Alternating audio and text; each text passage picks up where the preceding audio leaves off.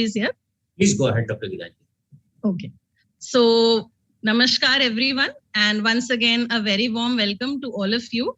And today, IIT Delhi Alumni Association, Center for Rural Development and Technology, CRDT, IIT Delhi, and Unnat Bharat Abhiyan have jointly organized the first Rural Industrialization Day.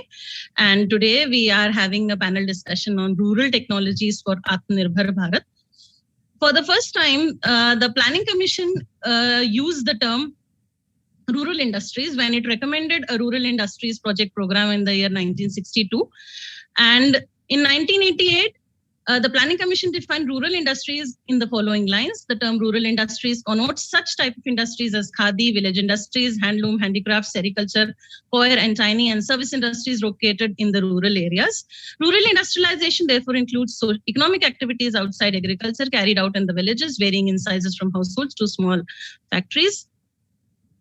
The term rural, used as a prefix to industrialization, is to indicate a need for clear conditionality and connectivity between industrialization processes and a distinct section of the society.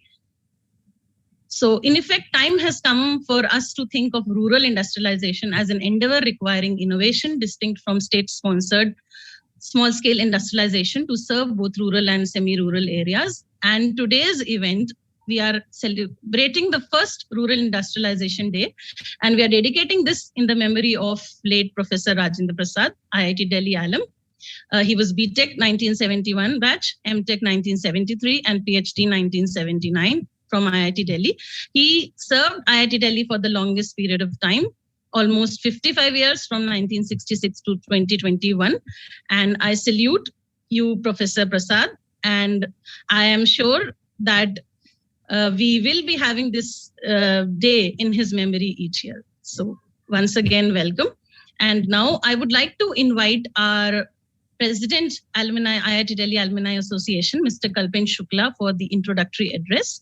Mr. Shukla is a B.Tech Chemical Engineering from IIT Delhi, batch 1984, PGDM from IIM Ahmedabad, batch 86. He's worked with Johnson & Johnson, Unilever, Pidilite, British Gas, etc. A management consultant, he is interested in creating social capital associated with Thank You India Research Foundation. He's President IIMA Alumni Association Mumbai and ex-director Vidya Vardhini Education Foundation. So with these words, I welcome Mr. Kalpen Shukla. Sir, please give the welcome address. Yes. Thank you, Dr. Gilanji, for a very kind introduction. Good afternoon, everyone. It is my pleasure to welcome all participants, members from CRDT, and very eminent panelists for this webinar. Focusing on rural technologies for Atma Nirbhar villages, it is jointly organized by IIT Delhi Alumni Association, CRDT, and Unnat Bharat Abhiyan in memory of late Professor Rajendra Prasad, who was also a distinguished alumnus of IIT Delhi.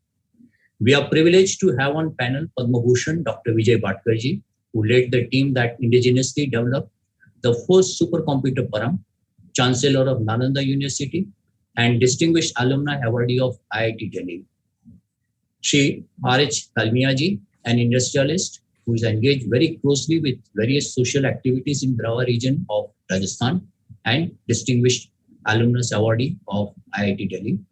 Shri Dangayach, distinguished alumnus of IIM Ahmedabad, member of Board of Governors of IIM Udaipur, and also founder trustee of Innovative Thought Forum. Professor Prasad was an ardent champion for empowering villages for creating truly sustainable Atma Nirbhar Bharat at ground level. As a result, a Center for Rural Development and Technology, CRDT, was set up on IITD campus during 70s.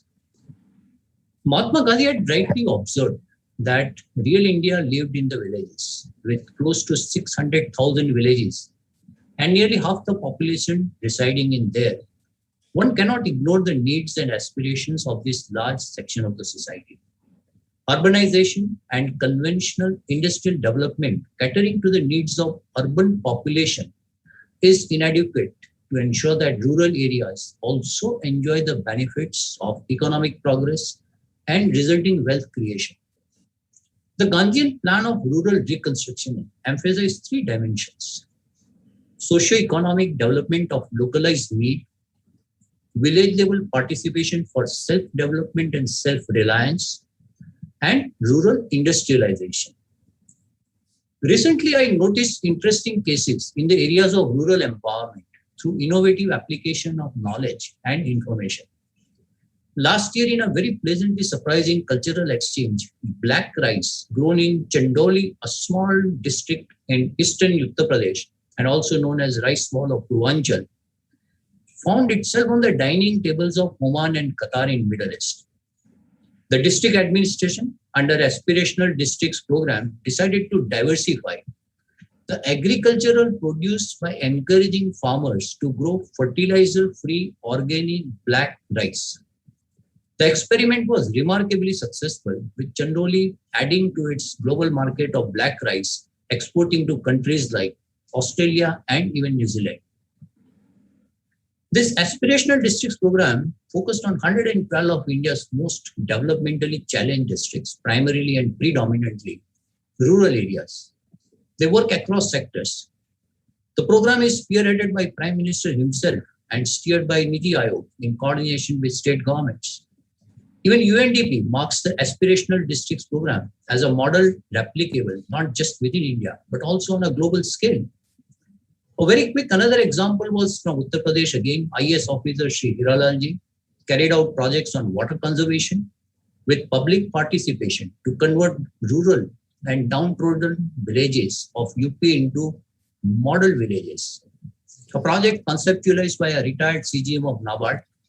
Currently, 1,500 villages have made manifestos outlining how the locals would like to develop their village and what facilities they would like to have there. The administration follows a bottom-up approach in implementing water conservation schemes, increasing crop productivity, etc., through direct involvement of stakeholders in these projects. There are quite many such success stories of local development that can be replicated across the nation. IIT Delhi Alumni Association can play a vital role by motivating its illustrious members to take up similar projects. It is globally acknowledged. IITD alumni have done commendable work with startups that have created millions of jobs, attracted billions of US dollars of investment. I think time has come they must seriously consider projects in agri-tech, agri-supply chains, water conservation, solar energy, etc., besides education and healthcare. We also propose to take this particular initiative to next level through better engagement and working on specific identified projects in association with CRDT and contribute to the Unnat Bharat Abhiyan. With these words, I am keen to hear the experts and their views. I thank everyone for joining us. Take care, stay safe. Thank you very much. Dr. Kiranji. Thank you so much, President IITDAA, Kalpen Shukla ji, for your motivating remarks. Now, for the introductory remarks, I would like to invite Professor Vijay. And I am pleased to share he is also IITD Alum.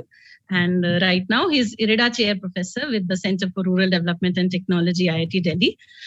Professor Vijay is actively engaged in cutting-edge research in rural energy technologies for developing rural community and has made a great contribution to the academia, industry, and society through research and education. And his work on biogas technology, particularly biogas upgradation, is well recognized at the global level. He is also the national coordinator of two major national programs of the Government of India, Unnat Bharat Abhiyan, that aims to utilize knowledge institutions of the country to help villages in their development and scientific utilization through research augmentation, Sutra, prime products from indigenous cow of these will help in reinstating the cow-based rural economy, supported by critical scientific validation and research. Professor Vijay has about 150 publications in journals and conferences, 7 books, and 1 lab manual to his credit. He has successfully developed and patented biogas enrichment and bottling for vehicular application and transferred it to the industries and field. He is fellow life member of various scientific and professional societies and body, and also Indian coordinator of Sustainable Energy and Environment Forum, working in Asia with headquarters in Japan. and General Secretary of Biogas Forum India. He's received Prakriti Bharati National Award in 2005 for S&T application for developing biogas enrichment and bottling technology for rural sector and many more.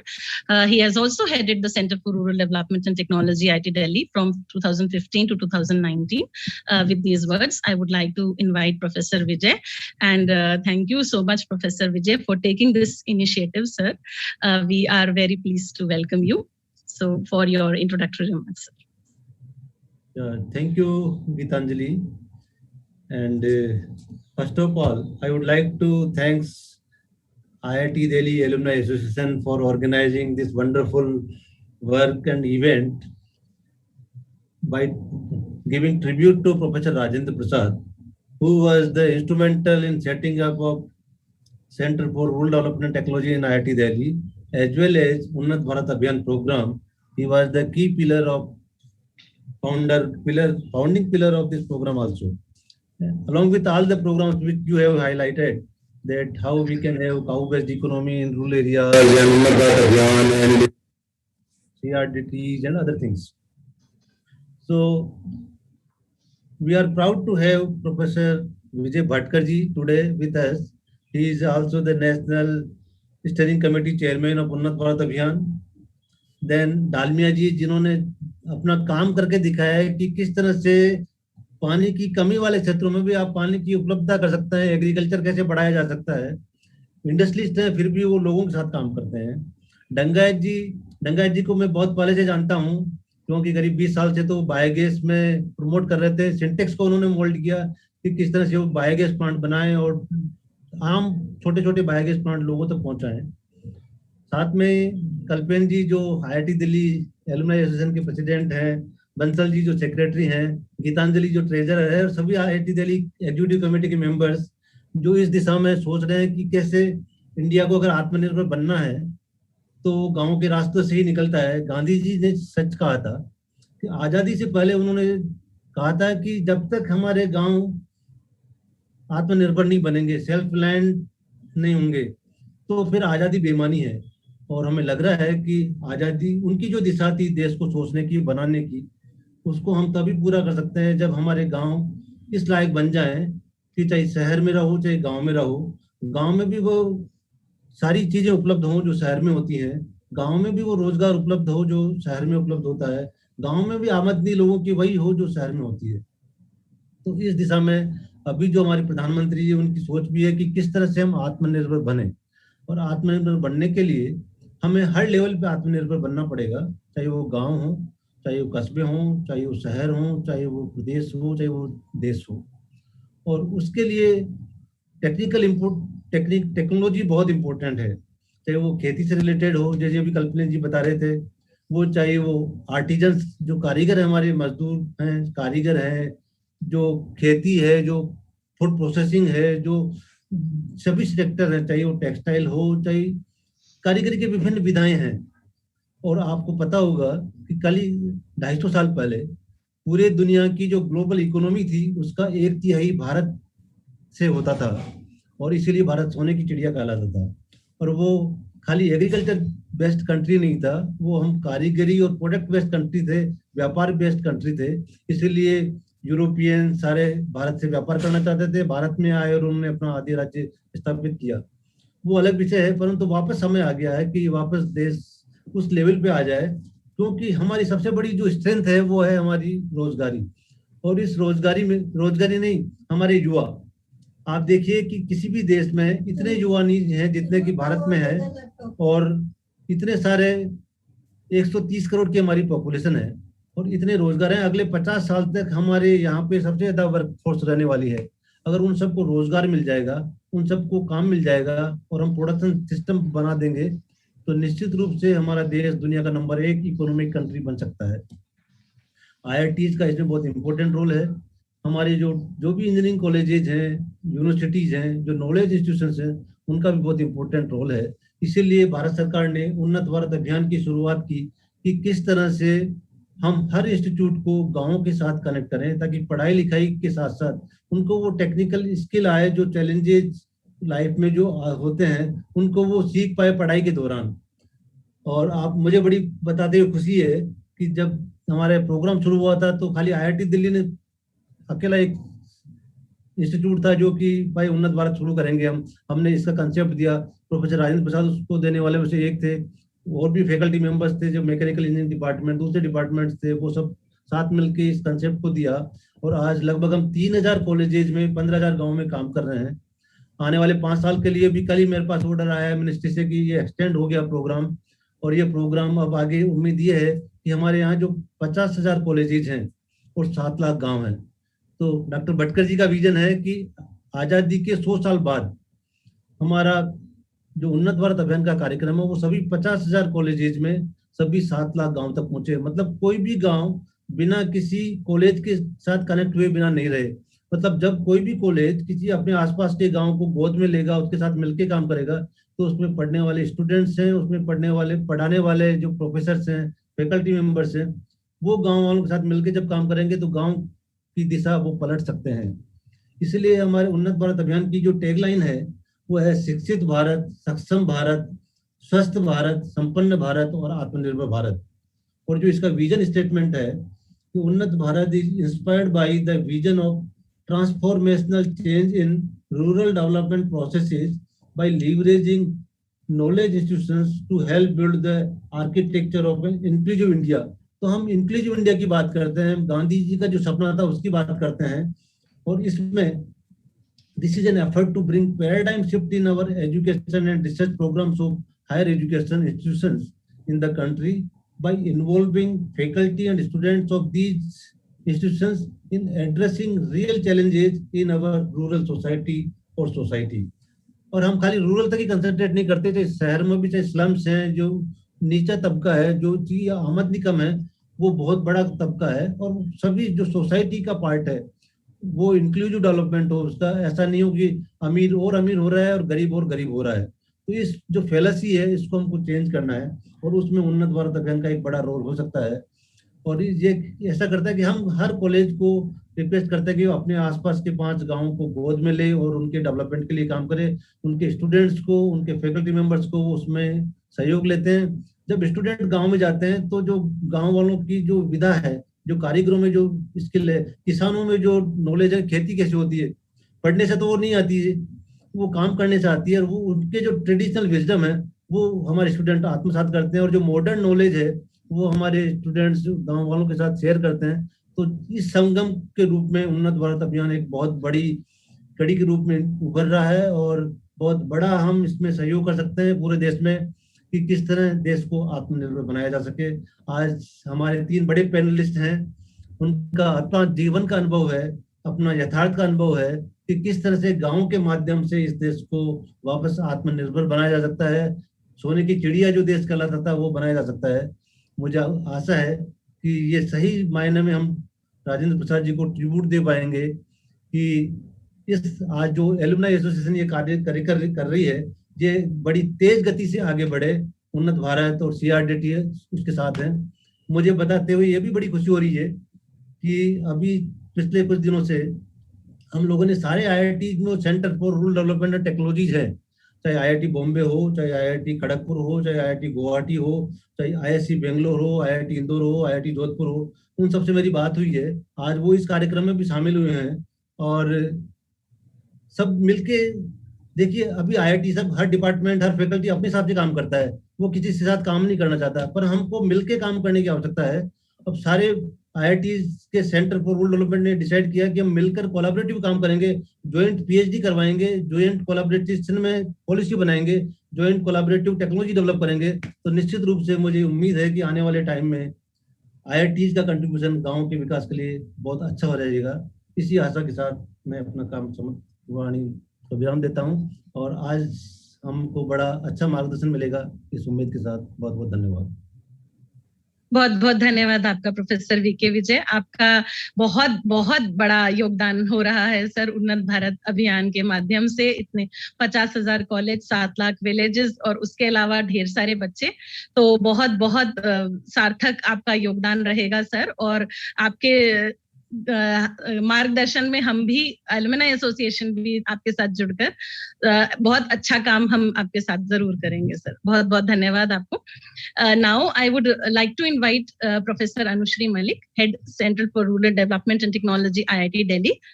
She has her PhD from IIT Delhi in the year 2000 and a postdoc from Utsunomiya University, Japan, where she received prestigious Japan Society for the Promotion of India's Science fellowship by the government of Japan. Later, she joined School of Environmental Sciences, JNU, and she joined CRDT IIT Delhi in 2004 and has contributed towards establishing the Applied Microbiology Lab.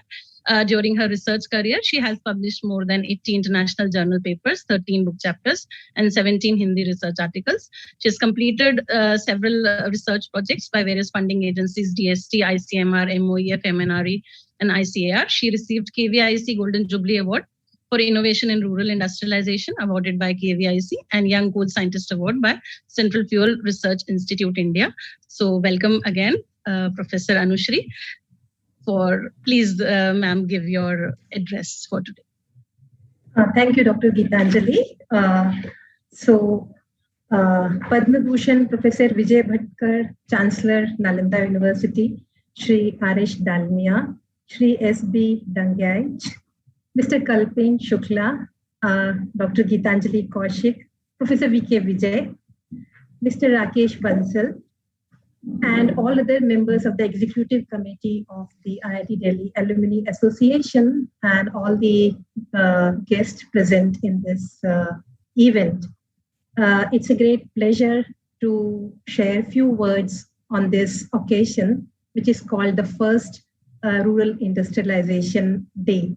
So we have heard a lot about Professor Rajendra Prasad's zeal to work for rural communities. And I would like to add that we really discovered him very slowly during our journey as a faculty at CRDT. So one day when we interacted, he told us that he actually has established world's best class cook stove production and testing laboratory. And it was such a great pleasure to know that very few organizations across the world have such a facility. So I am trying to share with you another aspect of Professor Rajendra Prasad, that of course the work which was done in this lab was very much pertinent and relevant for the rural communities. But in the nutshell, I think he never compromised on the quality of the work also by establishing such facility, by developing group, by developing human resource, which can deliver in this area for long times to come. And if I remember, the key mantra that I could learn after looking at his actions and the way he worked was think big. And this is something which is risky, and we often don't want to come out of our comfort zone to think big and execute big, which is even more challenging. So because of this kind of zeal that he had, I think he thought of such vast projects like Mahatma Gandhi Institute of Rural Industrialization at Wardha. And I also remember Professor R.R. Gore on this occasion, who also headed the thrust area on rural industrialization at IIT Delhi, and along with Professor P.L. Dhar. So this was such a coherent group, and these people were so magnetic that they could bring in so many faculty members across the departments and centers to work for this cause. And I think this tradition continues. And on this day also, Center for Rural Development and Technology collaborates across 28 centers and departments of IIT Delhi, apart from many national and international collaborations. And of course, UBA provides us a very unique platform. So I really recall a day when we were sitting in Wardha and we were trying to see that how many farmers' life is going to be impacted by some kind of work and policy that we were deliberating about, the organic farming and zero budget farming. And none of us could think, but he said that the numbers are going to be 4 times. because just don't think about the farmer. Think about the wife of the farmer, the family of the farmer. So, I mean, in every aspect, I learned from him how to think big, how to deliver big. And I'm sure, as Professor Vijay just mentioned, that based on this and as a tribute to him, we will really expand our activities by collaborating with other IITs and IISCs and other organizations in India and abroad to carry forward this work. So I really end my address here with a tribute to the memory of Professor Rajendra Prasad. And I'm sure even in the heaven, he must be thinking about how to take things further. And I wish that we are driven by his spirit to do our best in this. Thank you. Thank you so much, Professor Anushree. Very thoughtful of you, ma'am, to remind us of the great contribution of Professor Prasad. We are extremely happy today that we are able to organize this event today as a tribute to him. And I'm sure that every year we'll have this event. Thank you so much, ma'am. And now I would like to invite Honorable Professor Vijay Bhatkar for the keynote address. Dr. Bhatkar is one of the most acclaimed and internationally acknowledged scientists of India. He is presently the Chancellor of Nalanda University. He was the Chairman of Board of Governors of IIT Delhi from 2012 to 17. He is best known as the architecture of India's national initiative in supercomputing, where he led the development of India's first supercomputer Param in 1990 under the technology regime. Currently, he's steering the National Supercomputing Mission of developing X-scale architecture supercomputing for India. And he is also widely known for bringing ICT to the masses through a wide range of path-breaking initiatives. And he's also credited with the creation of several national research labs and institutions, notably CDAC, IITMK, Technopark, MKCL, TH Research Lab, and Multiversity. He has mentored several innovation-based startups, and Sir was conferred with the Krishi Bharat Ratna Award in 2017, the Padma Bhushan Award in 2015, Padma Shri Award in 2000, Maharashtra Bhushan Award 1999-2000. He is the recipient of prestigious Jindal Prize 2012 for Science and Technology. He's been showered with a string of awards: Adi Gojrej Award 2010, CDAC Oration Award 2006, Foundation personalities. So he has a string of awards. Professor Bhatkar is presently chairman of Bharat Abhiyan, and we are also very pleased to share that Dr. Bhatkar did his PhD in engineering from IIT Delhi in 1972. And his life mission is to bring about a synthesis of science and service of Professor Vijay Bhatkar for his keynote address in today's event.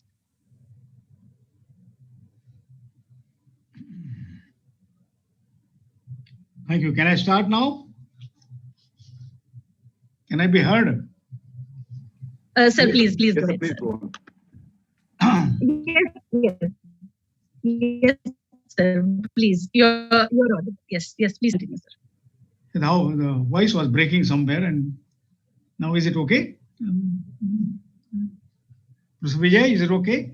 हाँ यार ठीक है sir. It's okay. It's okay. Yes, sir. Please go ahead. Thank you so much. I'm extremely pleased that we are paying a very heartfelt tribute to our mentor, our founder, Professor Rajendra Prasad. This is very thoughtful of Alumni Association of IIT Delhi to get associated with this function, because Gitanjali, we are setting a direction now, not only for IIT Delhi, but also for other IITs and other institutions, that we are remembering our rural brothers or farmers. I remember when the IITs were being formed, and this was a big question for the planners at that time, for the nation builders of that time, when India was about to get independence. IIT Kharagpur if you remember, was formed even before independence. And many labs, like for the NPL, NCL, CSIR laboratories, some early CSIR laboratories were really created before independence. That thought was there, very important, is that the industrialization of India would be very important. And we must develop technologies for such large-scale rural industrialization. Mahatma Gandhi often talked, as we remember, as we been talking, often we remember Mahatma Gandhi's far-reaching thought that unless India's 7 lakh villages are developed, India cannot be developed. I have a special impression of this thought because my parents, who were very educated, were well educated at that time, both father and mother, and they were with Mahatma Gandhi in Wardha, I think and Mahatma Gandhi had told to them one of the evening prayer meetings that now India is going to get independence and you should get ready now to go back to your villages where you come from. I think most of us have come because India has been the nation or the motherland of several small villages from the Vedic times. Lakh villages, and unless these villages are developed, we will not be able to develop really a foundations of further development. That was Mahatma Gandhi's mantra, and we remember that. I remember our Honorable Prime Minister talking about it when he became the Prime Minister first time, and he addressed from Lal Killa, and this address included the development of villages as the foundation for India's further development. So it's one thing, coming from IITs, I think Virendra Vijay addresses, Dr. Anushree addresses this one. Coming from this one, there is going to be a special challenge that when these IITs were developed, India had a choice whether to go develop the schools or create IIT-like institutions. It is amazing that at that time people really thought of developing atomic energy. I think the technology is like extremely difficult, or the technologies of that time when Dr. Bhabha met Pandit Nehru and he talked about we must develop atomic energy for India's, not only for India's security, but for many other spin-offs atomic energy will have for India's development. Not only security alone. At the same time, we must remember same vein Vikram Sarabhai, when he decided in the footsteps of Professor Bhabha that India should have space program. So it's interesting to observe at the time when the nation is faced with the fundamental issues of education, feeding emerging large population, and there are several challenges before us, several contradictions before us. At that time, we thought of development of these IITs. This is very remarkable. And of course, we began from IIT Kharagpur and we came back. And now, of course, we have IIT Delhi, among the first 5 IITs. And they have special responsibility really to set the directions. Today, we have a number of IITs growing. I think 23 IITs and so many triple IITs and so many ISERs. We have come out very well. These 5 ISERs and then ISERs, and there's so many institutions are going. One thing to be observed in this context when we were creating a blueprint for India's development, particularly for the rural development, I'm talking about this one. The idea of CRDT came, and here exactly, I think the contribution of Professor Rajendra Prasad come in.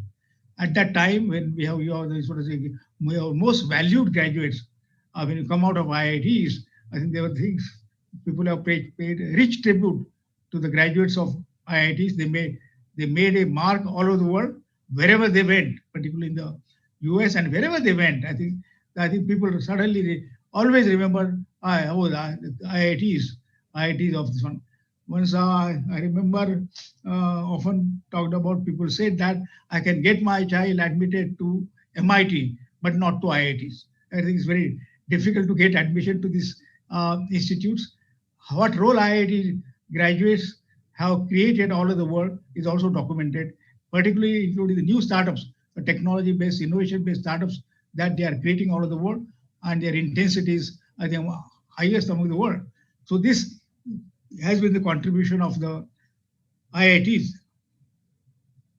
At the same time, we must not forget that while creating these institutions, we had made a choice. We had to make a choice whether I create a school in a small village or create IIT in a place like this, and we have many IIT being created. So, in a way, I think we have sacrificed the development of villages and created such institutions and some large-scale industrialization too. So I remember we must remember that that's why there is a special responsibility of IITs making contribution to the founding fathers, in the sense the vision of founding fathers, to our rural things. Today, India's population, as you know, is 138 crores, and very soon 140, and also we will be the largest populated nation of the world very soon, taking ahead of China. And then 140 crore people, out of which 68% stay in villages. Their subsistence depends on villages. I think, and remember how many people I think we need to think of in our development priorities. So there is a special responsibility for institutions like IITs, and some brilliant children which have come out of this we are coming out of IITs. We must first think, if you want to do innovation, we must think of what this innovation must be directed, where it is the most needed. That kind of innovation. There are several possibilities. Technology is going at a very fast rate in all directions. The question is what choices you have to make now. One of the choices have to be that how do I uplift my rural population? What can I do for my agriculture economy? Now I am working on robotics, for example. Can I develop agri-robotics? Why agri-robotics? Because today rural young population doesn't want to go to farm. What shall I do for that kind of thing? How artificial intelligence can help in this context? How, for example, energy can be created, on which Professor Vijay has been working for a long time. I think this is very important. What is going to be the energy scenario in our villages? You know, we talk about Ujjwala scheme, our Prime Minister introduced, and what change it made. I remember, I think, what has been the difficulty about our smoke, which we had to create while cooking. Our mothers, our sisters who are working in the villages, I think, and their eyes and the position in the villages on this, particularly in the rainy days, what difficult has been. So what technologies I can create? Can I create this technology? That's why biogas comes in. Biogas, I think we are not very successful. In that sense, what was aimed at, I think, and what we can do, particularly in the rural economies and our 7 lakh villages, usefulness for that. And that technologies which are, I think, being created at CRDT. And that's why I think that remembering Professor Rajendra Prasad ji, he always talked about advanced technology for our home chulhas. I remember when I became the chairman, he demonstrated to me what new things what technologies which we are trying to create, and making this chulha as a really successful thing based on the local materials available there and what can be done. He was, I think, it is Anushree, I will tell that we must take it forward and try to make it a really successful chulha for our villages, because we don't know what challenges will come in the future thing regarding the gas, LPGs or other things and the prices have increased so much and are increasing so much, and we always think of the basic challenges which in the rural area. I'm very happy that Alumni Association got associated with it, and I talked about it when I was the chair of IIT Delhi, that Alumni Association can play a very important role, because there are several limitations in government projects or national projects which we need to take up. And then that kind of the flexibility that is required. I said, suppose you want to work with we said completely that we must work with the voluntary organization. I think Vijay ji and I talked about it. We talked that unless we associate voluntary organization, and some of them are spiritual, some of them social, some of them come from many, it comes in many complexions. And there is a problem of associating with them. So, but when our alumni association get associated, they make some contribution, token contribution, getting then linked with this whole program. So I think alumni association has a very catalytic role to play wherever there are some limitations, and also I would particularly like to set example from IIT Delhi Alumni Association what is important is that many of the IIT graduates have gone all over the world, and they are very extremely successful. Wherever they went, they have been very, very successful. It is very important that they should get linked to their own villages, not anybody else. That I came by my grandfather or grandfather has been associated with this village, and I adopt that village. I help and work with CRDT like institution. There are several CRDTs now. Work with them. How we can get linked to our own villages, things like that. This has not yet happened. I think we have talked about it many times. We have talked about the contributions of IITs in the sense of alumni, but this can be the most desired part of it. That I remember this village. I think today as Gitanjali, we are remembering this and this. So our villages should be known that I come from that village. I'm very proud that I come from a very small village of 350 population, 300 population. So I'm very proud of that, and I'm very happy and I'm thankful to God that I was born in India and I was born in a village. I was born in a very small village. So that I understand. And one day these villages play a very important role, and will once again, I would say Mahatma Gandhi had foreseen this, particularly say in the challenges like Corona. I think when challenges like Corona, we have seen that we require a very distributed economy. Although we stay in villages, we have very large, massively growing cities. Our cities have become, Delhi, for example, the whole Delhi area is 2 crore people residing in a very small NCR area. And if then pandemics occur, they can we have seen this, it is impossible to manage them in such kind of pandemics, and we don't know the future pandemics. So the rural way of development, what Mahatma Gandhi talked about, is much better way, such a distributed and way of it can encompass and a sustainable way of development. So we must create such models. Once again, I think we must know the strategic importance of such village, and that's why CRDT programs are important, not from that perspective, but also a developmental model for our India, further development, future development. After facing the challenge of people running here and there for oxygen, people and which is not available, and we have seen what kind of situation occurs. I think most hopeless situations can occur, and we are struggling to do that. In addition, we require distributed economy, we require the wastewater management, we require water management, we require so many challenges. I think the distributed model that can be handled much better way if the same kind of investments are made. And it is here IITs come in. IITs are people, the youngsters who can think of different models, not only just technology, but management people can think of. This kind of economic development people can think of. And of course, such pioneering work can be done with the help of alumni associations, alumni who are, I'm also an alumni. So I think of that. But let's not forget that there are so many possibilities of technology program, but these are challenging. To address these challenges are that what schooling can be done, what schooling transformation can be done, what kind of agriculture and food technologies which are required can be done, how youngsters can be associated with it, how this mobile, which carries the almost like a strength computing power of a supercomputer, how this can be used for rural marketing and linking the markets up all over the world. So these are the challenges. I think people like Professor Rajendra Prasad show example, spending the entire life devoted for this village development technology, whether it's in Wardha, whether it is anything. So I think he has reminded us, he has set an ideal example before us that entire life can be devoted and technologies can be done and technologies can be brought to the chulas, and how the life can be made this one and more sustainable economies and sustainable development can be carried out.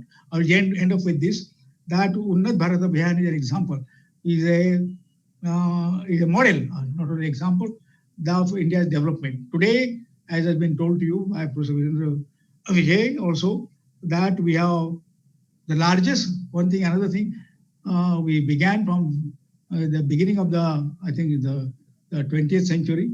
We had begun from the 6% of literacy. I think Vivekananda had observed at the end of his life that only 6% of we are educated. One time it was the most advanced, learned civilization of the world. I think from Vedic times, we had come to this level after, it was the invaders came in, and we had come to that stage. Today we have the largest, one of the very soon, now the second largest, but now very soon the largest educational infrastructure, educational development, consisting of close to 1,000 universities, as close to 45,000 colleges, or very soon 50,000 colleges, and 15 lakh schools. I think we are talking about this is one of the largest infrastructure anywhere in the world. Which how this education can be linked with development. This education is not linked with development. We are offering some education, development is going in another direction, but particularly. So even in management, it is not taught correctly, I think widely. So linking education to development. This is the main goal, main vision of Unnat Bharat. Unnat Gram should come, and then Unnat Bharat will come. This is the linking. The first time we are linking our education to the actual development processes and challenges, and we should study those challenges and find solutions, innovative solutions for that. That is the purpose of this program, and which is now growing very fast. As we said that we are linked 3,000 colleges, 15,000 villages, but our goal, we have how many villages? We have 7 lakh, 6.4 or 7 lakh villages. So we are reaching out to those villages. We have to know their problem, and we have so many colleges. I just mentioned 50,000 colleges. Can we link this village to in the development process? And apply your minds to that. Apply the challenges to that. I'm very pleased to see that CRDT has 100 PhD postdoctoral students, and they are working. They are chosen to work on some advanced nanomaterials, nanotechnologies, or artificial intelligence, or data sciences, but they have chosen to work on that. So this is good news. So I would like particularly to invite alumni associations to reach out to all the people who are today in the other US and developing these countries. That is very well, but also remembering our own villages and challenges of India's development. So this today, we are paying tribute to Prof Rajendra Prasad as an example, who devoted his entire life complete for this challenge and creating CRDTs, it is to begin creating Unnat Bharat Abhiyan, bringing into focus that program, and we are paying tribute to such a inspiring person. So our condolences are, of course, now we had a function.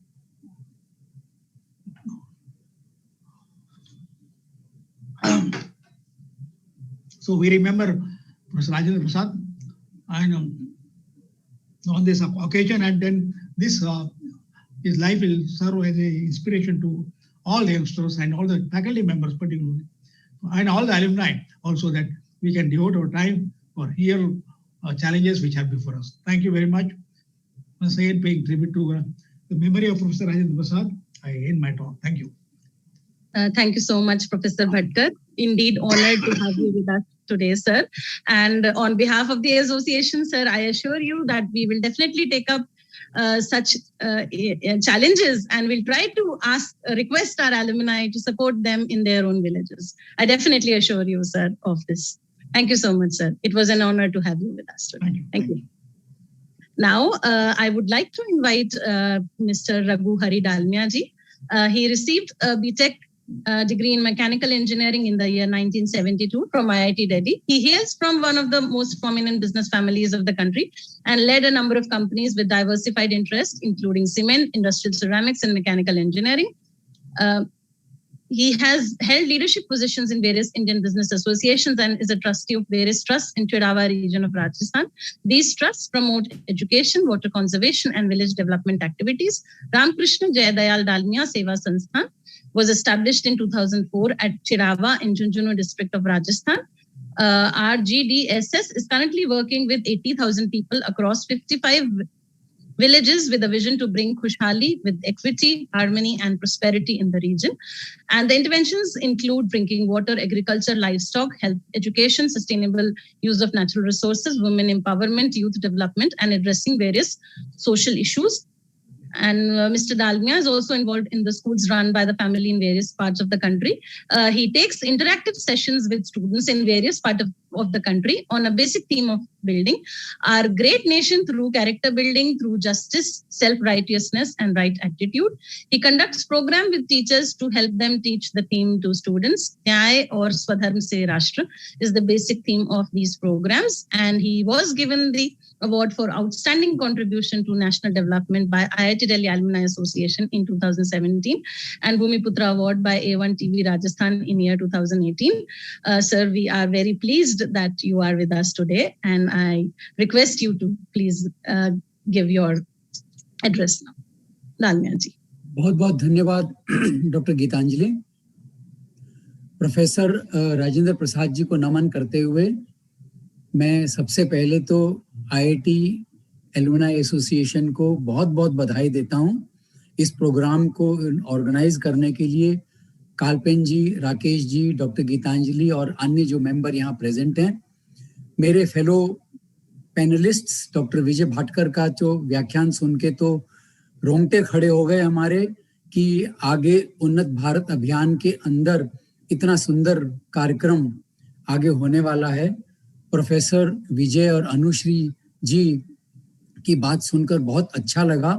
50,000 colleges, 7 lakh villages, अगर ये सारा का सारा programme इतने भव्य रूप में पूरे भारत में पहुंच गया तो भारत के गांव और पूरा भारत अब उन्नत भारत होके रहेगा, कहीं बच नहीं सकता है। इसी के साथ साथ मैं अपना बताता हूं, मैं चढ़ावा के रीजन के जो गांव हैं उनमें मैं काम कर रहा हूं और कुछ मेरे एक्सपीरियंसेस मैं आपसे शेयर करना चाहता हूं। तो रूरल टेक्नोलॉजी और गांव का निर्माण, भारत का निर्माण, भारत का अभियान, उन्नत भारत अभियान, ये दोनों की दोनों चीजें जो हैं ये हाथ से हाथ मिला के चलती हैं। अगर ये अलग अलग रहेंगी तो उन्नति नहीं होगी, ये तो बिल्कुल क्लियर है। ये मेरा निज का एक्सपीरियंस है और इसी के बारे में मैं कुछ बताना चाहता हूं। सबसे पहले अगर हम गांव के अंदर कोई भी टेक्नोलॉजी इंट्रोड्यूस करना चाहते हैं तो फार्मर को या विलेजर को बहुत अवेयरनेस करानी पड़ेगी, उसको कॉन्फिडेंस में लेना पड़ेगा, उसको ये मालूम होना चाहिए कि हाँ यदि ये मैं यूज करूंगा तो मुझे बहुत फायदा होगा। वो उतना पढ़ा लिखा नहीं है तो ऐसी चीज टेक्नोलॉजी में होनी चाहिए, उसके इम्प्लीमेंटेशन में बहुत आसानी हो, बहुत सस्ती हो, जिसकी वजह से वो आराम से उसको अगर खरीदना पड़े तो खरीद सके, और अगर कभी उसको मेंटेन करना पड़े तो मेंटेनेंस में भी बहुत आसान हो।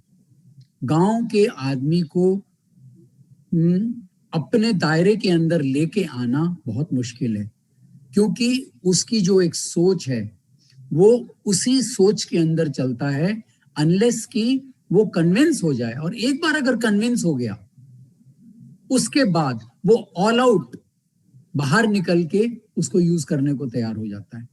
तो इसके लिए हमारा गांव वाले के साथ इंटरफेस बहुत जरूरी है। टेक्नोलॉजी प्रोवाइडर जो है वो हैंड्स ऑन फार्मर के साथ या विलेजर के साथ उसको काम करना पड़ेगा। अगर वो नहीं करेगा तो टेक्नोलॉजी डेवलपमेंट एक तरफ रह जाएगा, गांव हमारा एक तरफ रह जाएगा, और दोनों में मेल नहीं होने के कारण हमारी उसकी जो उन्नति होनी चाहिए वो उन्नति नहीं हो सकती है। तो हमारे जो काम है वो दो तरीके के काम हैं। एक तो हम पानी बचाने का काम करते हैं, रेन वाटर हार्वेस्टिंग इसके अंदर मेन है, और दूसरा है हम खेती कैसे इम्प्रूव करें, उसमें खेती में पानी कैसे बचाएं, इम्प्रूव कैसे करें, प्रोडक्शन कैसे बढ़े और फार्मर की इनकम कैसे बढ़े। ये दो हमारे मेन एरियाज जो हैं ये वहां पे फंक्शन किए हैं। मैं सबसे पहले पानी की बात करता हूँ। रेन वाटर हार्वेस्टिंग सिस्टम सबको मालूम है वो क्या होता है। छतों से पानी इकट्ठा करते हैं, पाइप्स के थ्रू पानी नीचे आता है और नीचे में टंके में इकट्ठा होता है।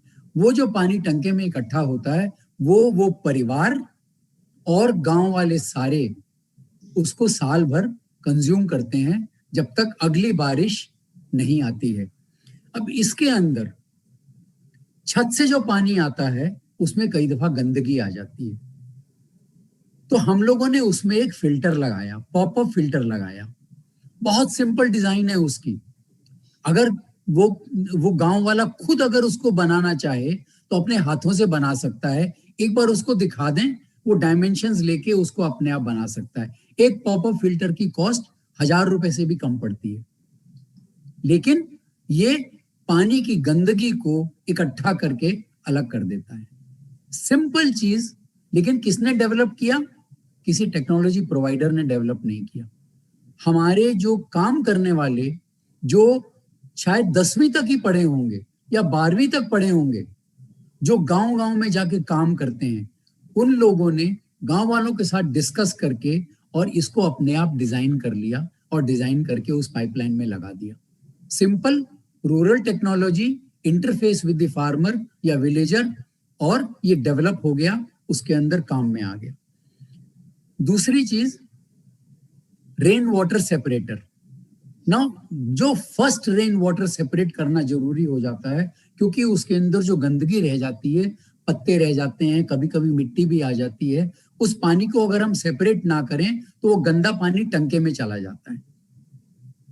ये रेन वाटर सेपरेटर भी हमारे आदमियों ने डेवलप किया और गांव वालों के साथ मिलकर डेवलप किया। ऐसा नहीं है कि हमारे आदमी ने बता दिया और उसने काम कर दिया। हमारे आदमी और गांव वालों ने डिस्कस करके मिलके इसको डेवलप किया और वहां पे उसको इंप्लीमेंट किया। तो ये फर्स्ट रेन सेपरेटर। दूसरा हमने डेवलप किया low cost water table measurement. वैसे तो पीजोमीटर आता है, piezometer is a very costly instrument, but ये इतना लो कॉस्ट डेवलपमेंट किया और ये गांव वालों ने डेवलप किया हमारे आदमियों के साथ मिलके। पानी का लेवल छोटा सा, बहुत बहुत छोटे से डायमीटर का एक कुआं सा बना लिया, डीप चला गया और उसके अंदर उसको डाल के पानी का मेजरमेंट ले लेते हैं कितना डीप पानी है। इसका पर्पस क्या है? इसका पर्पस केवल ये है कि हर साल पानी कितना नीचे जा रहा है, और वो मेजरमेंट करने से गांव वालों की स्थिति, जो मन की स्थिति है, वो सही रहती है कि पानी का कंजम्पशन बहुत ज्यादा हो रहा है या सही रास्ते से चल रहा है। और इसके अंदर फर्दर इंप्रूवमेंट करने के लिए रूटेक IIT दिल्ली, इन्होंने हमको सपोर्ट किया। इनके लोग आए, मेरे ख्याल में स्टूडेंट्स ही थे शायद, आए, उन्होंने देखा और उसको उन्होंने फर्दर डेवलप किया, जिससे इस इंस्ट्रूमेंट की लाइफ एनहेंस हो गई। तो ये हैंड्स ऑन जो एक्सपीरियंस है, मैं बार बार इसको बोलना चाहता हूं, कि जो हैंड्स ऑन काम करना है ये बहुत जरूरी हो जाता है। उसके बाद हम लोगों ने डेवलप किया रेन गेज मेजरमेंट। राजस्थान के अंदर आप लोग सब जानते हो कि पानी की जो बरसात का पानी है वो बहुत कम आता है, बरसात बहुत कम होती है। एवरेज रेनफॉल वहां पे करीब 400 mm है, लेकिन अंदाज रोज मतलब हर साल 300 mm, 250 mm, 350 mm की बारिश होती है। अगर किसान को मालूम हो जाए कि कितनी बारिश हो रही है, कितना पानी इकट्ठा हो रहा है, तो वो अपनी फसल को उसी हिसाब से आगे बढ़ा सकता है। मुझे कौन सी फसल करनी है, मैं पानी कंज्यूम कर सकता हूं कि नहीं कर सकता हूं, और ये आइडिया जब उसको मिल जाएगा तो उसके लिए संभव हो जाएगा, वो खुद डिसाइड कर लेगा कि मुझे क्या करना है। हम लोगों ने जो स्ट्रक्चर बनाया, वो पानी इकट्ठा, ये पूरा रेन वाटर हार्वेस्टिंग का स्ट्रक्चर, वो इतना सिंपल स्ट्रक्चर बनाया कि हमको कोई डिजाइन करने की जरूरत नहीं। एक बार गांव वाले ने देख लिया, अगर वो चाहे तो वो खुद कंस्ट्रक्शन कर सकता है उसको। इतना सिंपल स्ट्रक्चर है। सरकार ने जो उसका स्ट्रक्चर बना के दिया था बहुत कॉम्प्लिकेटेड था, बट आप विश्वास नहीं करेंगे, राजस्थान सरकार के आज जितने स्ट्रक्चर बनते हैं उन्होंने हमसे हमारे स्ट्रक्चर को कॉपी करके बनाया है, क्योंकि वो बहुत सिंपल स्ट्रक्चर है। किचन का पानी बाहर निकलता है, वेस्ट निकलता है। नहान घर का पानी बाहर निकलता है, वेस्ट निकलता है। उसको इकट्ठा करने के लिए हमने सोक पिट बना दिए। सोक पिट इज नॉट ए टेक्नोलॉजी, उसको केवल एक गड्ढा है, उसके अंदर पानी डाल दीजिए। बट छोटी सी टेक्नोलॉजी क्या है, वहां पे पत्थर वगैरह लगा के उस पानी को उसमें से पास करके, ये नॉन टेक्नोलॉजी है, ये कोई ऐसी चीज नहीं है कि कोई इनोवेशन हुआ है, परंतु उस गांव वाले को नहीं मालूम है कि उस पानी की चिकनाई और उस पानी की जो सोप की गंदगी है वो कैसे हटाई जाए। ये छोटी सी चीज करके और उसके अंदर से जाके पानी पास हो गया, तो जो सोप पिट में पानी इकट्ठा हो रहा है उसमें ना तो चिकनाई जा रही है ना साबुन का वेस्ट जा रहा है। अब अगले घर के अंदर वो घर वाला अपने आप खुद बना सकता है, हमको इन्वॉल्व होने की जरूरत नहीं है। तो ये जो बहुत जरूरी चीज है, ये बहुत इंपॉर्टेंट है। हम लोगों ने जो गांव में हम लोगों ने जो ये पानी के स्ट्रक्चर बनाए, उसमें पानी पहले निकालते थे, उसका ढक्कन खोला और उसमें से पानी निकाला। कभी कभी ढक्कन खुला छूट जाता था, उसके अंदर गंदगी चली गई, कीड़े चले गए, मैंने देखा है उसके अंदर छिपकली तक चली जाती थी।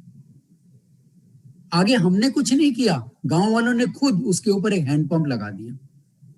Handpump is not a technology, तो बरसों पुरानी चीज है, लेकिन उन्होंने सोच के एक नया इनोवेशन कर दिया, टंके के ऊपर हैंडपंप लगा दिया। हमने सीख लिया और हमने आगे जितने भी टैंक्स बनाए उसके अंदर हमने हैंडपंप लगा के उस टैंक्स को बनाया। तो गांव वालों से हम सीख रहे हैं, हम गांव वालों को सिखा रहे हैं। सिंपल, ये कोई टेक्नोलॉजी नहीं है, लेकिन जो भी करना है, इनोवेशन करना है, टेक्नोलॉजी करनी है, गांव वाले के साथ, फार्मर के साथ उसका इंटरफेस बहुत जरूरी है। अगर हम वो इंटरफेस नहीं करेंगे तो वो टेक्नोलॉजी ट्रांसमिशन नहीं हो सकता है। हम लोगों ने कुछ दूसरे लोगों के साथ टेक्नोलॉजी इनोवेशन करके डेवलप करने की कोशिश करी।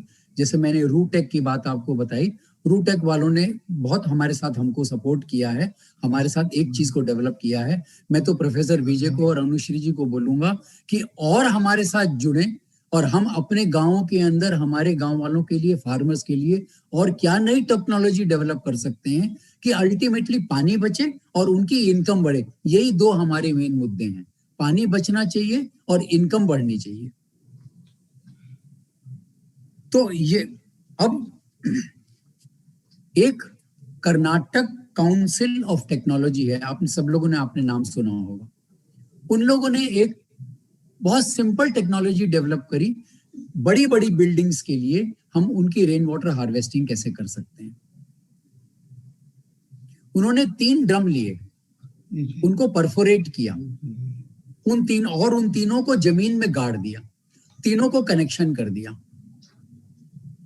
पानी पहले ड्रम में आया और रिश्ता रहा और उसका ओवरफ्लो दूसरे ड्रम में चला गया, उसका ओवरफ्लो तीसरे ड्रम में चला गया। कोई बहुत लंबी चौड़ी टेक्नोलॉजी नहीं है, सिंपल टेक्नोलॉजी कर्नाटका में डेवलप हुई, हमने चिड़ावा में उसको इम्प्लीमेंट किया। पर ये इंटरफेस, अगेन मैं बार बार यही बोलना चाहता हूँ, इंटरफेस बहुत जरूरी है। अगर हमारा ये इंटरफेस नहीं होगा तो ये डेवलपमेंट नहीं होगा। अभी जो पिलाने के अंदर एक इंस्टीट्यूशन है सीरी, नाम सुना होगा सब लोगों ने। सीरी ने एक डेवलपमेंट किया है नैनो वाटर फिल्टर। मेरी अपनी ओपिनियन है, मैं अभी इसको ट्रायल कर रहे हैं, गांव के अंदर हम लोगों ने 3-4 हैंडपंप्स में लगाया है, लेकिन मेरी अपनी ओपिनियन है कि ये फिल्टर काम नहीं करेगा। क्यों नहीं काम करेगा?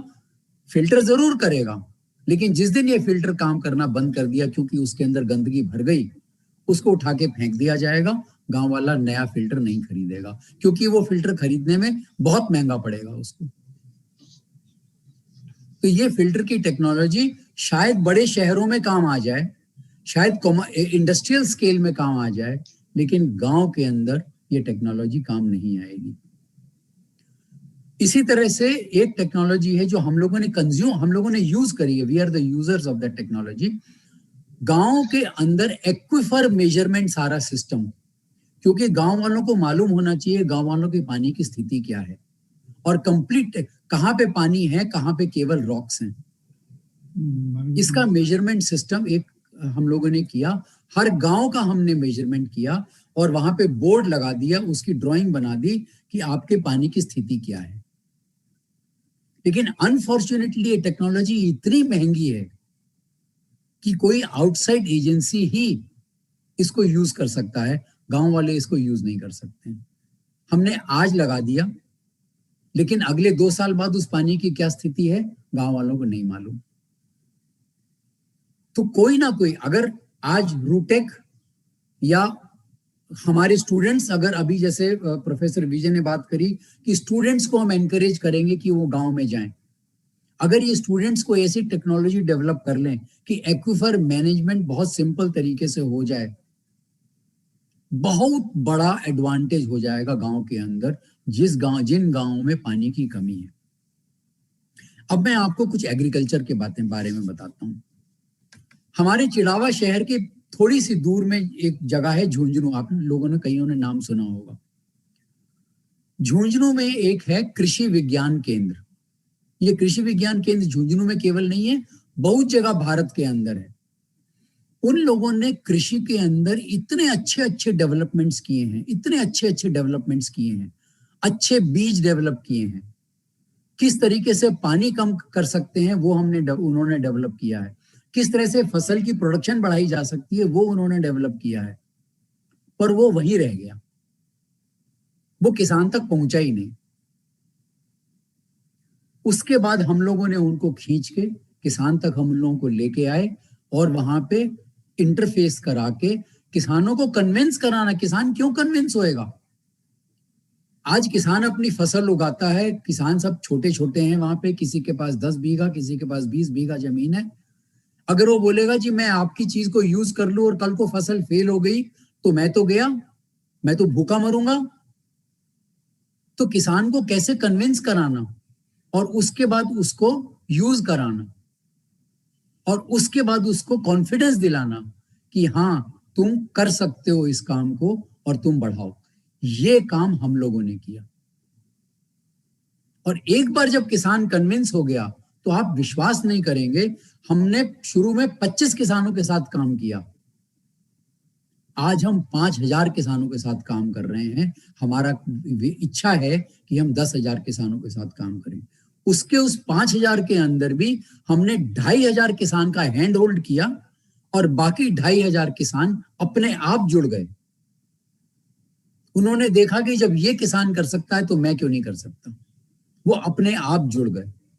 तो ये जो कृषि विज्ञान केंद्र की टेक्नोलॉजी को हम लेके आए किसानों के पास, उसमें किसानों में 50% पानी कंजम्पशन कम हो गया, फसल की बढ़त 35 से 40% बढ़ गई और नेचुरली फिर किसान की आमदनी भी करीब दोगुनी हो गई। क्योंकि जिस तरह से फसल की आमदनी बढ़ी, फर्टिलाइजर का कंजम्पशन कम हो गया, पानी देना कम हो गया तो उसकी कॉस्ट कम हो गई।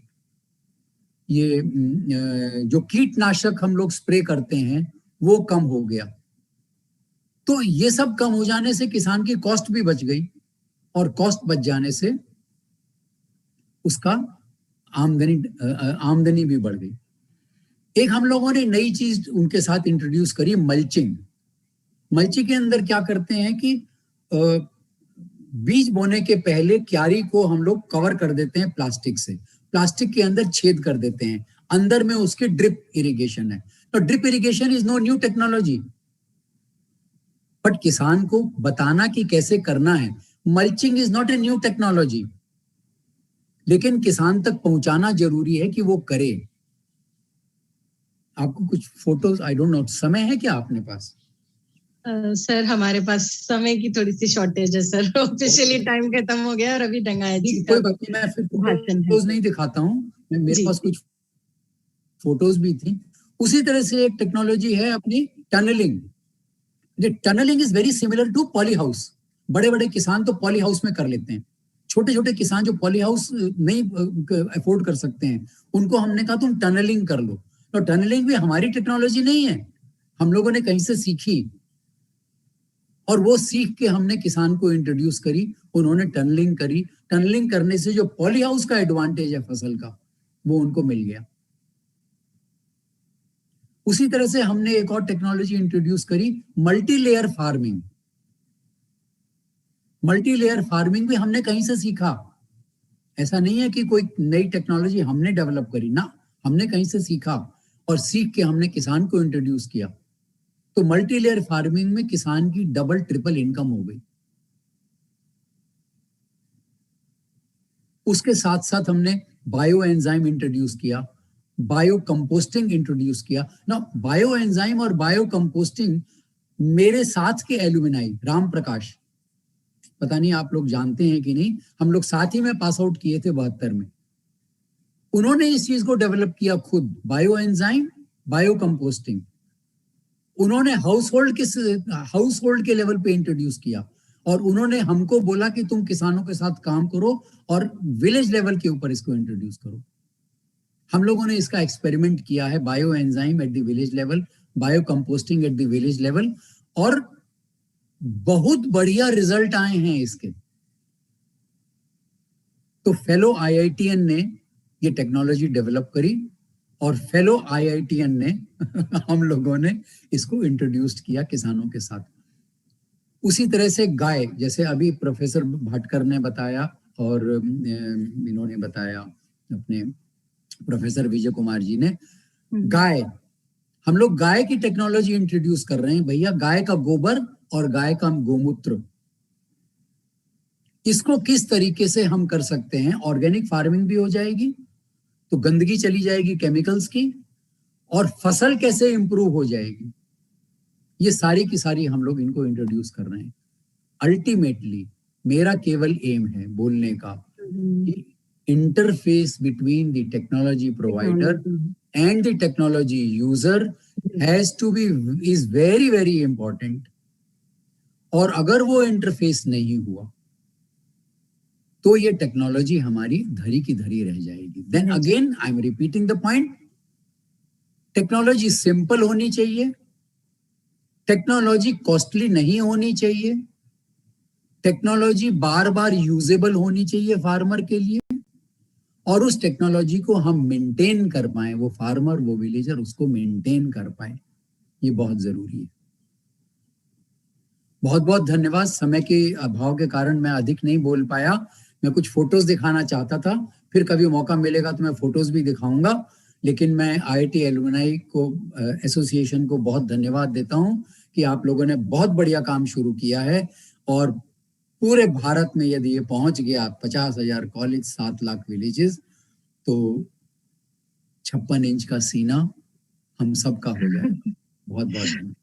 बहुत बहुत धन्यवाद डालमिया जी। और सर मैं आपको पूरा विश्वास दिलाती हूँ कि मैं आपको एनएसएस यूनिट जो हमारा आईआईटी दिल्ली का है उससे जरूर कनेक्ट करूंगी।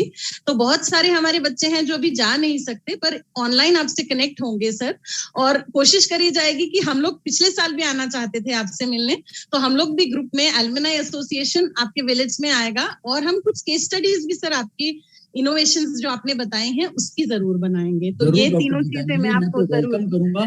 मैं तो चाहता हूँ जितने छात्र आए, चाहे नॉन टेक्निकल चाहे टेक्निकल, जितने छात्र आए और देखें विलेज में क्या हो रहा है। कम से कम they don't know the village atmosphere, जी उनको मालूम होना चाहिए हमारे गांव कैसे हैं।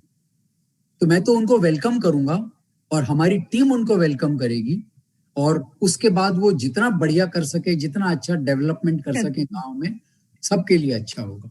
बहुत बहुत धन्यवाद। बहुत बहुत धन्यवाद डालमिया जी। बहुत हम सभी को आप पे गर्व है सर कि आप जैसे एलुमनाई हमारे हैं जो आज भी राष्ट्र के लिए उतना ही योगदान कर रहे हैं और हम सभी को पूरी राह दिखा रहे हैं। बहुत बहुत धन्यवाद Dalmia ji. Thank you so much. नमस्कार नमस्कार sir. Now I would like to invite our panelist Shri S.B. Dangayach ji. He is a distinguished alumnus of IIM Ahmedabad with India-centric mindset and focus on social economic.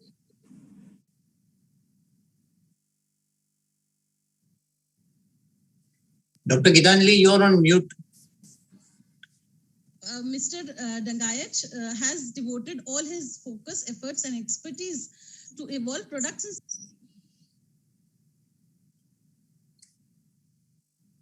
structure, renewable energy, waste management and health.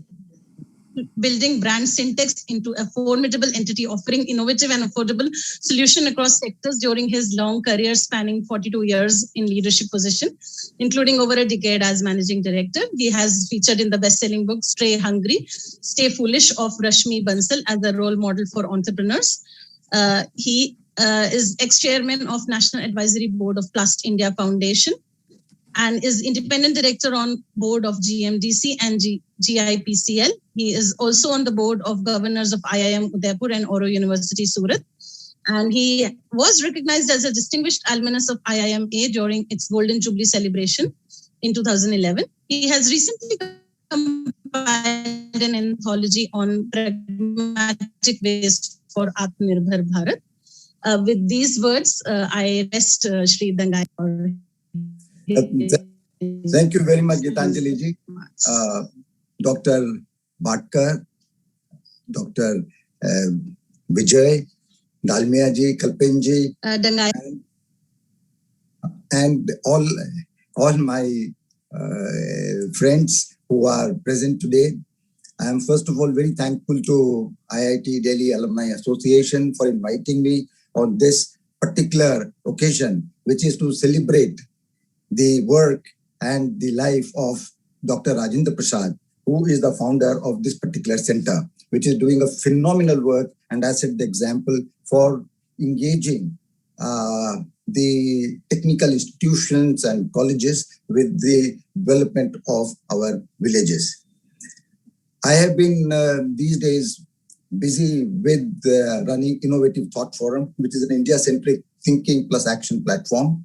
And I had the pleasure to collaborate with Swadeshi Jagran Manch last year on a topic, pragmatic ways for Atma Nirbhar Bharat.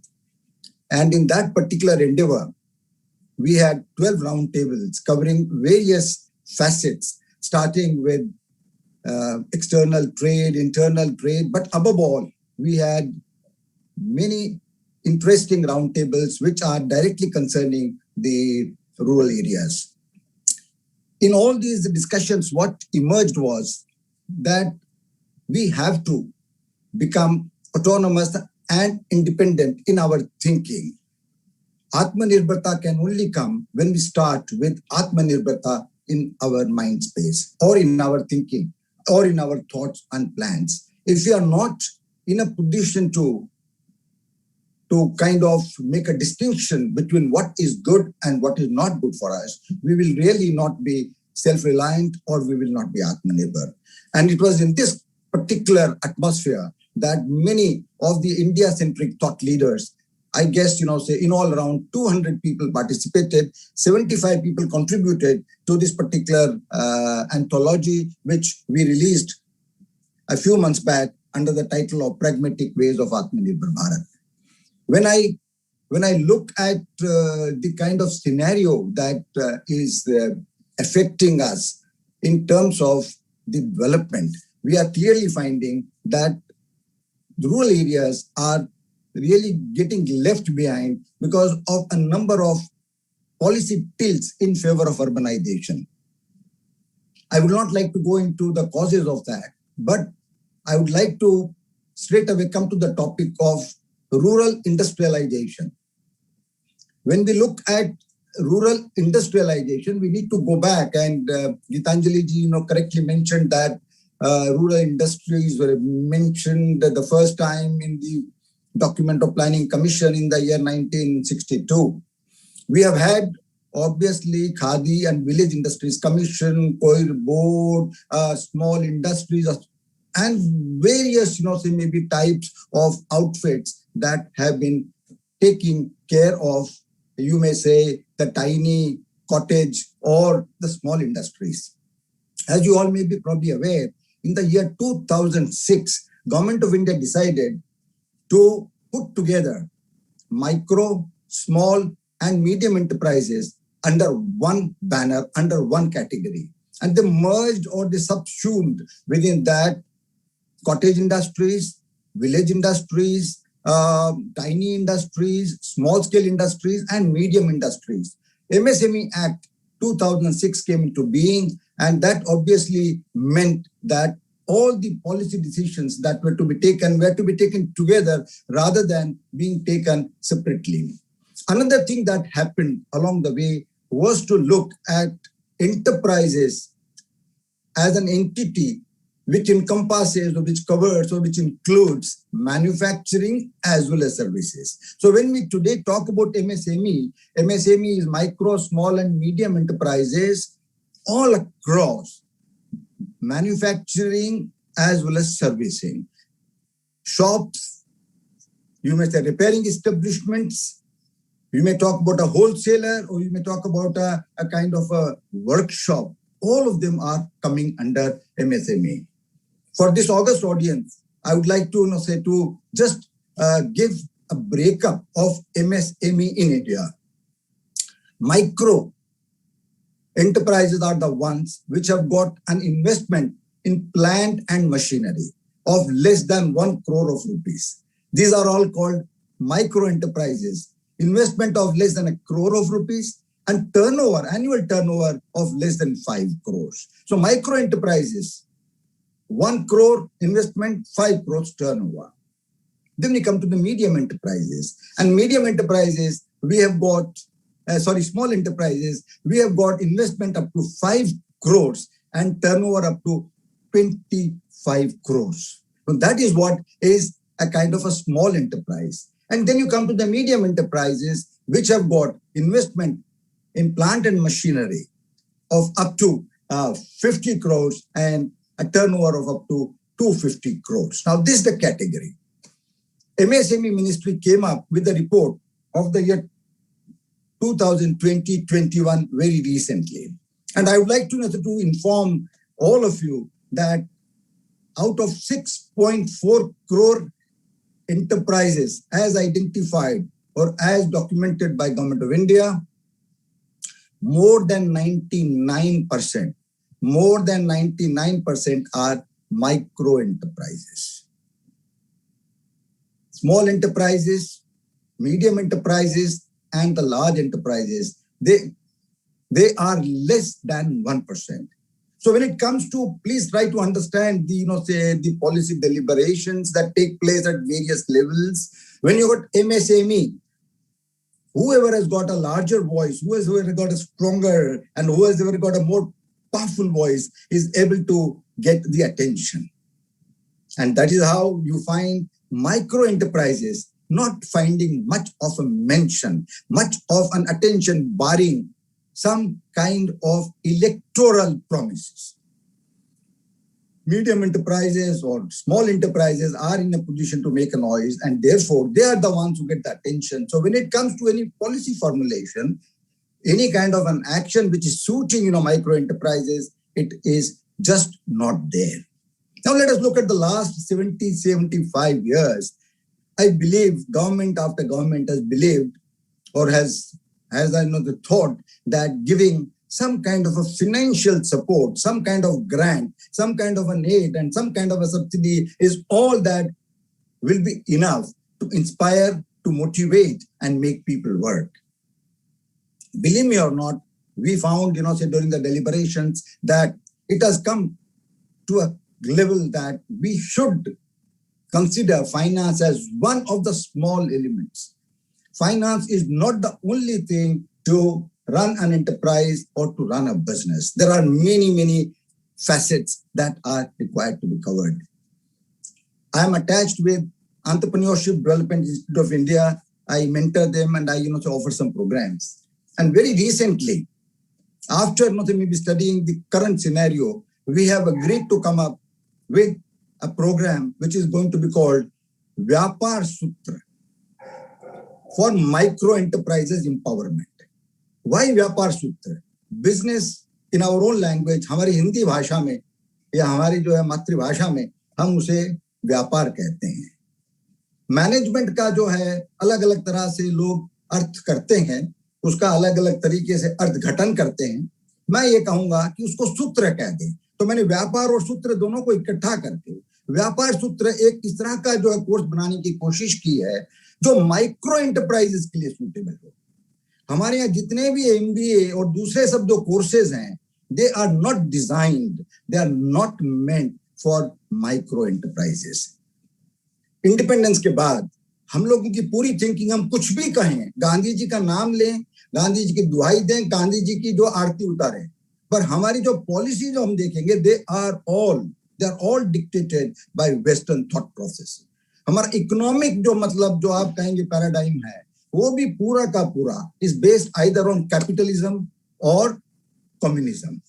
Capitalism मतलब शुद्ध लाभ और communism मतलब शून्य लाभ. हम लोगों ने कभी ये विचारा नहीं, कभी सोचा नहीं कि हमारे घरों के बाहर, हमारी दुकानों के बाहर शुभ लाभ क्यों लिखा जाता है. इस चीज का हमने कभी विचार नहीं किया. And this is what is the crux of the problem. We have not been India-centric. We have not thought that we have to go for a decentralized, distributed development, which is going to benefit all, which is going to be really, जो कहेंगे कल्याणकारी हो, शुभाकारी हो. Now let us look at the kind of issues that are coming up in rural industrialization. या गांवों में, if you want to set up something, what exactly are the problems? I must maybe share it with you that energy economics is a subject which has not been studied or which has not been evaluated in a very objective manner. Energy economics are fast and very rapidly changing. It is today possible to have decentralized production of energy in a manner that it can satisfy the requirement. Our own governments have been so far going only for demand side approach. In the economics, as you know very well, demand side approach means that it is all based on, say you're probably making a projection and all the interventions are demand side interventions. 2 years back, Rural Electrification Corporation and another organization called CEW evaluated the actual requirement of power from the angle of rural enterprises, from the rural consumers or the agriculture. And picture is very different. A rural enterprise does not require power 24/7. It will be possibly happy to run it for 8 or 12 hours. So we can very easily design decentralized, distributed grids, which can easily be okay, comfortable and affordable to the enterprises that are there in the rural areas. What do we have in the rural areas? Let us try to see. We have got obviously plenty of sunshine, and then we have got around 30 crore animals, 30 crore cattle, 30 crore cows and buffaloes, which are giving gobar to us every day. I'm very, very happy, to be associated with Dr. Vijay, on many occasions, talking about the different things that can be done. But let me, be very, maybe honest with you. If we are able to blend solar with biogas or biomass-based power production, we can very easily have decentralized grids. In a nutshell, I'm trying to say that it is not very difficult for us to have now affordable supply of power for rural enterprises. If we take Gaushala-based or Gobar-based, or you can say a combined grid, which is going to have solar plus biogas together. So energy requirement that we have got is something which we can today meet in a very cost-effective manner. Another factor that comes out, energy economics says that when we look at the energy recovery or energy, value recovery, along with, what we can do with the fertilizer or biofertilizer or bioslurry that we get, the economics change completely.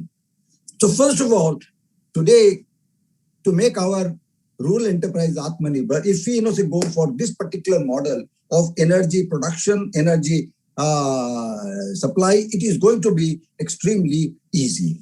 Second thing that we have got in the rural areas is plenty of wasted resources, wasted land, wastelands, wasted animal, you can say manure. We have got plenty of wasted biomass. And above all, we have got very large quantum of wasted manpower. If we are able to put them together, we can have many enterprises. We can have many, you can say, businesses that can be self-sustainable. I would not like to talk about everything. I would request you to possibly see. I've got the video on the YouTube which is on waste to wealth creation. There are so many opportunities that can really give us fantastic amount of wealth. Third thing that I would like to say is in the field of agriculture, obviously there are huge opportunities that are there if we are able to create decentralized cold units, decentralized processing units, and decentralized. Dangayach ji, please, I would request you to please conclude. Okay, so I'll conclude. I'll conclude. Apologies. Okay. So in agriculture, we can maybe do that. And lastly, I would like to maybe say that we need to go for skilling in a very big way in the rural areas. If you are not able to skill even the agriculture people, or we are not able to skill the people for other activities, we would be definitely having a problem. So skilling is is another thing which can make us Atma Nirbhar. So conclude, I would like to just make a few points. First of all, we have to to go for empowerment of micro enterprises. We need to naturally promote a cooperative model along with corporatized model. We should try to look at opportunities which are going to help us in converting waste into wealth. And above all, we should simplify the tax laws for the country. And I think if we are in a position to take most of the things away from the subsidy, but put them into a model where we are empowering, we are creating, maybe obviously enabling atmosphere, we will be definitely making villages at the powerhouses rather than being dependent on AMS, grants and subsidies. And if you are able to lastly carry out plenty of value addition in the villages, that particular value addition will be helping, the people, there in the villages, and it will be definitely giving us something, which Gandhi ji dreamt of, Abdul Kalam ji dreamt of, and today, our own government is thinking of pura kind of a vision, and you can say, the kind of, maybe sophisticated, living that, you'd like to have, that, should be there. For paucity of time, I am not able to share my thoughts on health, which is very important. And now, medicinal plants and the various, the derivatives, various, the process things that can be done will be another way to add value in the villages. I would like to thank once again IIT Delhi Alumni Association. I would like to thank, Dr. Vijay and all of you for giving me a chance to share my thoughts. Thank you very much. Thank you so much, Dangayach ji. You have explained us from the basics. And sir, we definitely would like to look forward to have your book, Pragmatic Ways for Atma Nirbhar Bharat. Please send few copies to the association office. We'll all go through. Thank you so much, sir. Thank you so much. Wonderful having you with us today. And with these interesting and so useful discussions from our esteemed panelists, now for the concluding remarks, I would like to invite Mr. Rakesh Bansal, Secretary IIT Delhi Alumni Association. Mr. Bansal is a B.Tech Civil Engineering 1985 batch. He has his M.Tech in Environmental Engineering from DCE. He has worked in infrastructure consulting companies like Tata Consulting and Feedback Infra Private Limited for more than 20 years. Right now, he is the Secretary of the Alumni Association of 54,000 alumni. So Rakesh ji, please give the concluding remarks, sir. Thank you, Dr. Gandhi, for such kind words for me and introducing me. It has been such a wonderful pleasure sitting across with such eminent luminaries in the rural technology, and it was wonderful hearing their thoughts, and we should go a long way in this. Professor Vijay Kumar, Professor Bhatkar, Professor Anushree, Mr. Dalmia, Mr. Dangayach, thank you so much for being here and sharing your views. I take away some of the very important points from the discussion today. Yes, problems of rural areas are definitely much different than the urban areas, and they have to be tackled differently likewise. So, and almost 70% of our population lives in the rural areas. So we cannot really afford to leave them behind. And if we really have to progress, then everybody has to be taken together, and then only then it is possible to take the country forward. Some wonderful thoughts were shared. Yes, we have to convert many liabilities into opportunities.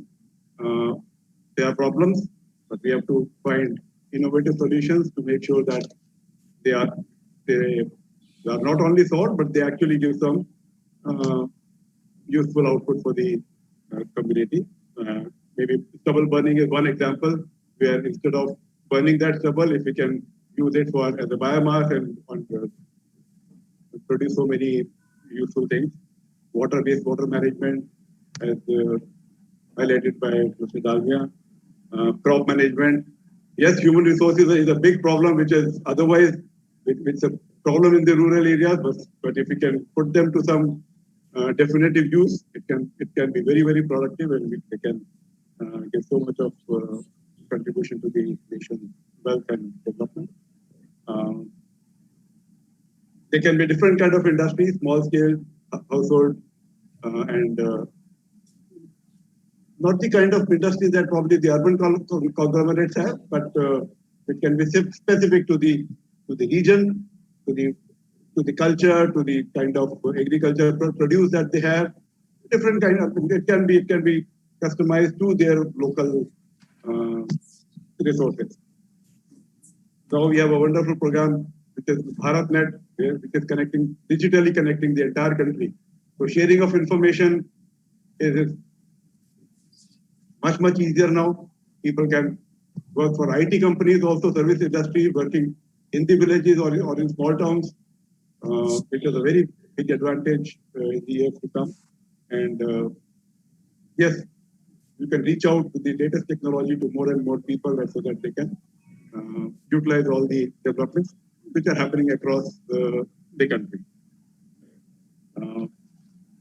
Bharat, our Urban Bharat UPA program is a wonderful program, and IIT Delhi Alumni Association would definitely like to associate with the program and contribute in its own fashion. Happy to hear that a good beginning has been made and 50,000 villages have been connected. But yes, of course, we have a long way to go connecting all the 7 lakh villages and through 50,000 colleges. Yes, on an average, it comes to 14 villages per college. But then the journey is long, but yes, a good beginning has been made. And if we can do that will be a wonderful and a perfect tribute to Dr. Rajendra Prasad. Thank you very much. Thank you so much, Rakesh ji. And I am really grateful that Professor Vijay, Vijay, he told us that we should organize an event, and we had a wonderful, memorable event today. And I especially thank Professor Vijay, Professor Anushree Malik from CRDT. I also can see several other professors from CRDT who joined the Alumni Association, the president, secretary, several EC members also supported.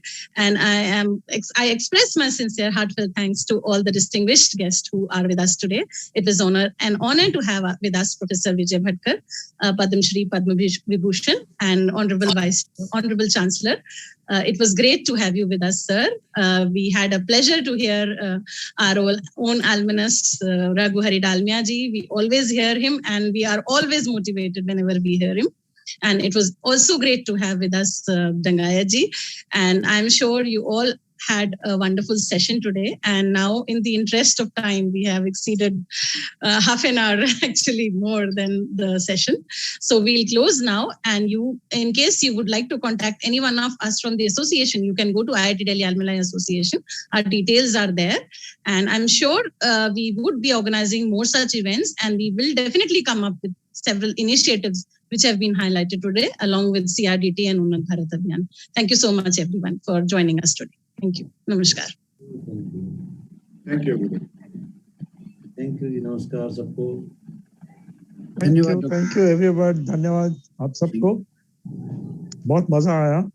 Sir, we need to do it more often, and I would also request to CRDT that we would like to work together. We can possibly expose our IIT Delhi students to realities of the rural economy. and we can certainly contribute to Unnat Bharat Abhiyan if we put in our joint efforts. So Sure. I'll just request CRDT to coordinate with us, and we'll be very happy to join hands with you. Yeah, Thank you. That's right. Yeah, so we will do that. I had Sure. mentioned in the chat box also, we would like to Yes. connect to all the panelists and take this forward. Thank you. Yes. Thank you. Thank you. Very Bhatkar ji. good. Sir, Thank just you, 1 minute, Dalmia ji. President, just 1 minute. Can we have a small committee in IITD Association which can collect all this information and see how and decide on the priority as to which area, for which region we should be working on? I think it's a good idea. We can certainly take it forward. I agree. Yeah. Done. Thank you very much. Thanks, sir. Thank you very much. Thank you. Thank Thank you, you. everybody. Thank you. Have a Thank you, great day. Dalmia. Take care. Stay safe. Thank you. Bye-bye.